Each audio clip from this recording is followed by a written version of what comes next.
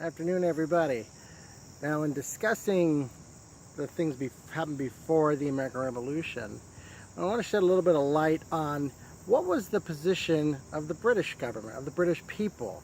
What was the point of view on our little revolution over here on the other side of the pond? I'll give it to you in this sort of an analogy. Now, say we're talking about your grandfather here, your grandparents, and they're not super well-to-do, but they're not starving either. They have some money.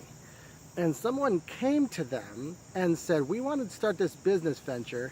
However, we require that you put up all the revenue and fund everything. It's all going to come out of your pocket. And your grandparents choose to go along with this. After so many years, nothing is coming back. And your grandparents are having to keep pumping money into this venture just to keep it afloat so they don't lose all of their investment. And finally it comes down to one of your parents, your father, and that guy's son. The exact same process is continuing. Your family's having to keep pumping money into this venture, not receiving a nickel back for it. And finally it comes down to you and the original guy's grandson. We're talking almost 100 years later. And you're finally, after 3 generations, are finally starting to see a return on the major investment that your family has made. And then out of nowhere, the original guy's grandson comes to you and basically says, yeah, you helped us out a lot in the beginning.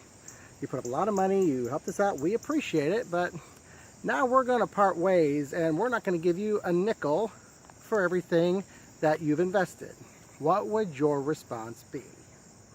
Which is basically the response of Great Britain to the American colonies wanting to break off. And there was a lot more to it, it's not that simplistic, but in a general sense, that's basically what happened. Because for over 100 years, Britain had pumped millions of pounds into the American colonies. Many British companies had gone under trying to keep the American colonies afloat. And finally, after 100 years, the British government starts finally seeing some money coming in for that century's worth of investment.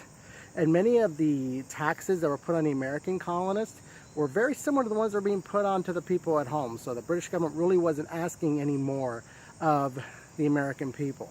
What comes down to is the key point of taxation without representation. What the American colonists wanted was actual representation in Parliament.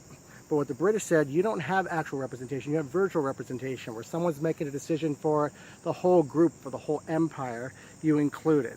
Where the colonists wanted someone actually fighting for their specific rights, the British government was like, no, we have someone who's fighting for the position of the entire empire. That's where some of the argumentation was of taxation versus representation, because on this side strongly said that it was taxation without representation, but over in Britain it will be said there was representation, just not the specific type that the colonials were asking for. So there you go.